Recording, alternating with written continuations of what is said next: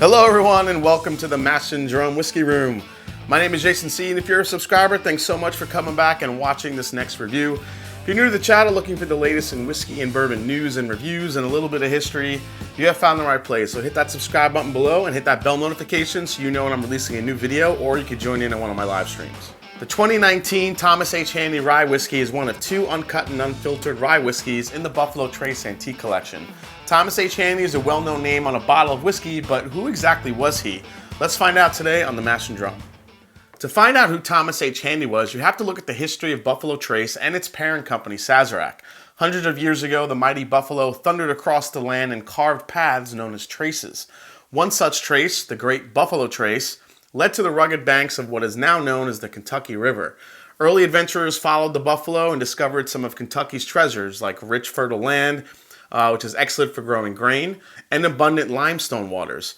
Distillation soon followed, and in 1787, a working distillery started on the grounds located in Frankfort, Kentucky.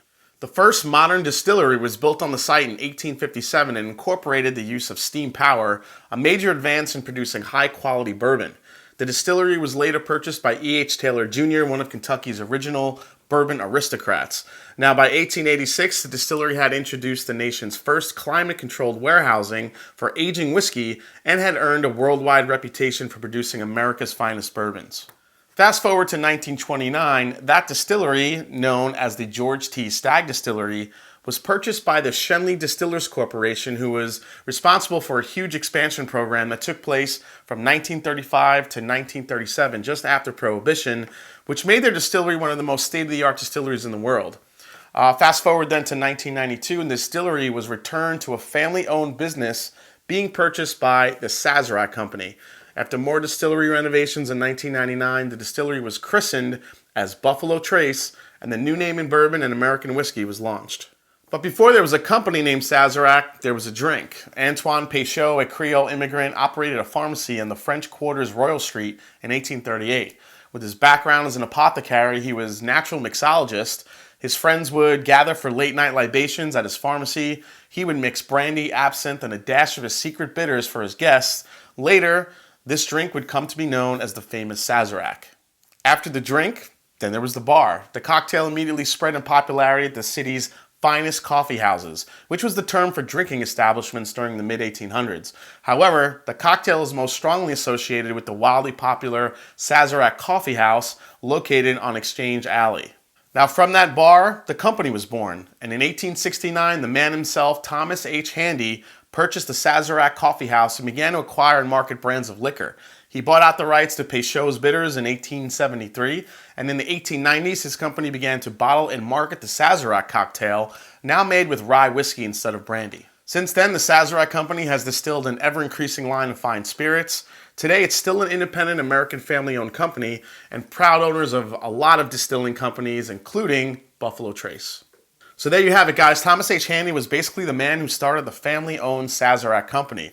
It all started with a cocktail, then a bar, then a coffee house, and now a beloved bottle of rye whiskey from Buffalo Trace. Thomas H. Handy Sazerac Rye from 2019 is an uncut, unfiltered Kentucky straight rye and is one of 5 bottlings in the Buffalo Trace Antique Collection released each fall. Now, this year's batch was distilled in the spring of 2013, which makes it 6 years and 2 months old. It was matured in warehouses K, M, and N on the 3rd, 4th, and 5th floors and bottled at 125.7 proof. The evaporation loss for this year's batch was 26%, and it's available now for a retail price of $99. This bottle, like most from the collection from Buffalo Trace, can be seen to upwards of $400 to $800 in stores. All right, guys, so this is the first bottle of Thomas H. Handy I've ever owned. I haven't had too much experience. I've only had a couple pours of past releases at bars. They've been very good. I was pretty excited to get my hands on this bottle at a good price, thank goodness. All right, let's look at the color, see what we have. We have a nice, deep, dark, rich caramel color here. It's got more of a kind of a maple syrupy type color to it, I think. It's a little bit darker and richer, I think. It's really nice. It's got some really beautiful legs to it. Really sticks to the glass, uncut, unfiltered. Like most of these uncut, unfiltered bourbons, they're going to stick to the glass. This isn't that old of a rye. You're looking at 6 years, 2 months old. But it has some decent color. Rye whiskey tends to age a little bit faster than your typical bourbon. So Let's go into the nose and see what we get, guys. Here we go.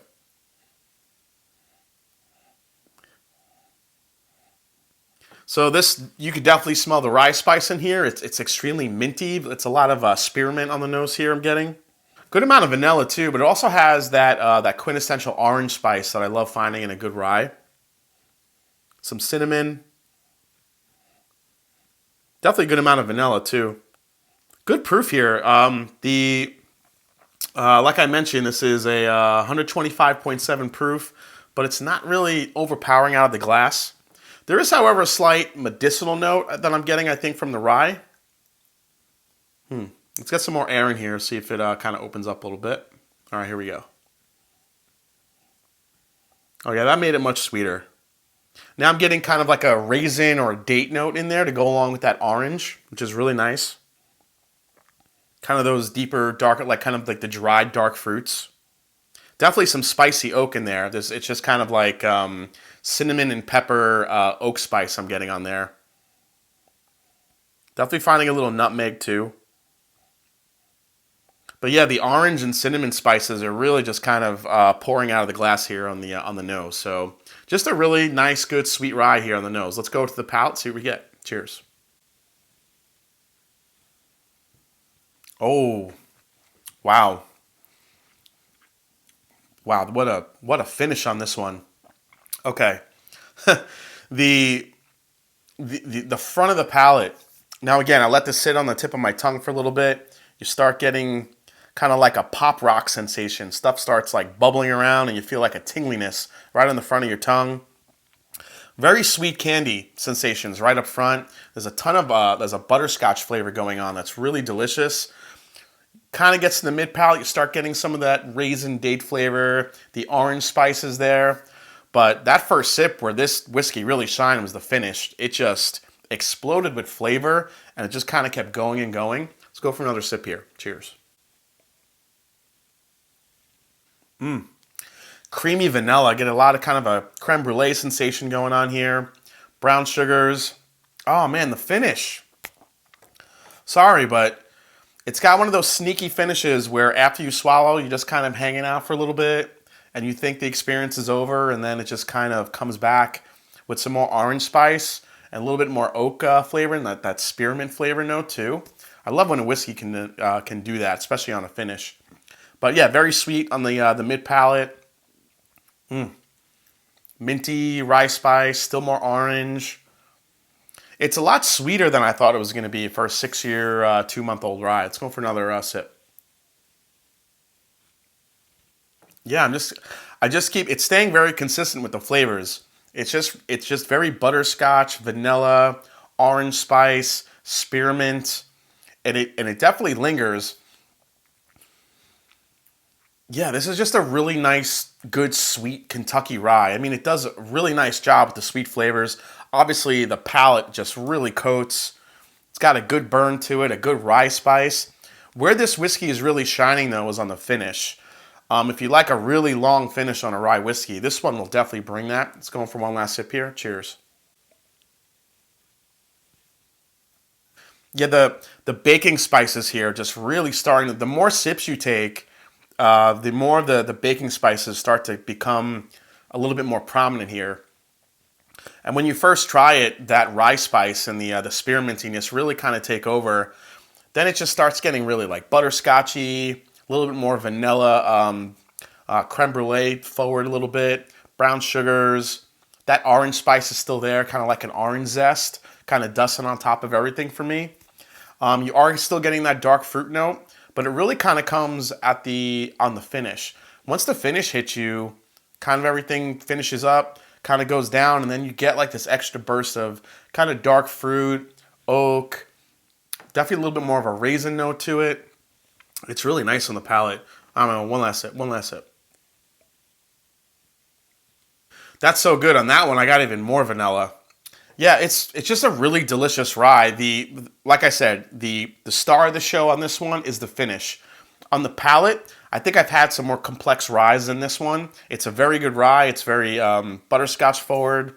Like I said, those dark fruits, some of the raisin, the date, the orange spice. I've had ryes like that out there, but the finish on this one is where this one really shines. All right, I'm gonna add a couple drops of water to this. Let's see what it does to the handy. Wow, the water brought out more of the fruit flavors in this one. It's now becoming more orange, a little bit. I got a little bit of a cherry note in there now too. It almost made the dark fruits a little bit brighter. So like instead of a raisin date, now I'm getting a cherry, which is kind of cool. Man, what is that? What is that note I'm getting here? It has such a... It also brought these floral notes. The floral notes I was getting in the beginning are way more intense now. This is like fresh cut flowers almost coming out of the glass. It's extremely fragrant. It's almost perfume-like. Wow, you just kind of nose this one for days. There's a lot going on in the nose on this one. All right, let's go for a sip. Here we go. Yeah, wow, that really brought out the floral quality of this. It's very, very... I don't know much about flowers, but I know what flowers smell like, and it kind of tastes like it smells. A lot of flowers, kind of like a greenhouse type scent to it. But I'm kind of getting that on the palate. I know that sounds weird, but yeah, it's very floral, very spicy. But you add a little water to this, it still gets very sweet, but you lose that long finish that you get without water. So if you like a long finish, that's great, and this would be perfect. Completely just neat. But I added about 3 or 4 drops of water to this, and it actually brought out more of a floral quality to it, which is really good. So definitely an impressive rye whiskey. But I still think the one that makes this stand out, the attribute, is the finish.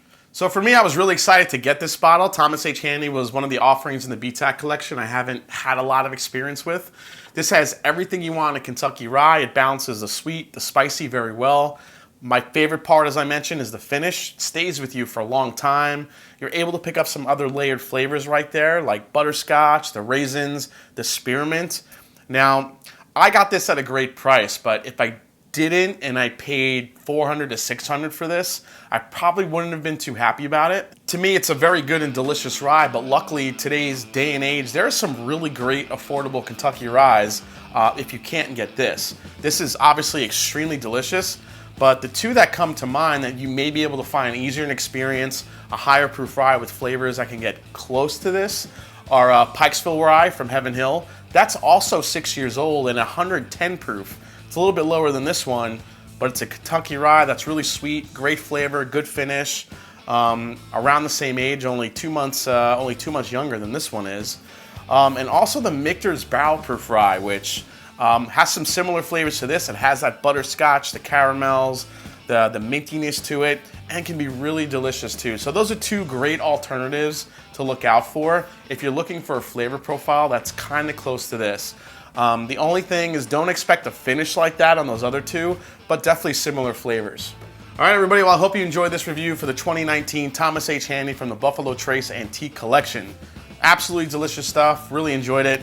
Hope you also enjoyed some of the alternatives I gave you and a little bit of history behind who Thomas H. Handy actually was. So with that, if you haven't yet, hit the subscribe button below. Please hit that like button. If you haven't yet, find me on Instagram and find me on Twitter. Let me know if you've had this bottle. Let me know what you think of it. If you think it's worth that kind of an upcharge, or if you kind of like it priced at that $100, or would you rather have some other rye whiskeys instead? Love hearing from you guys, love talking with you guys, and as I always say, it is not about the whiskey, it's the people you share it with. So cheers, and I'll see you next time on the Mash and Drum. Take care.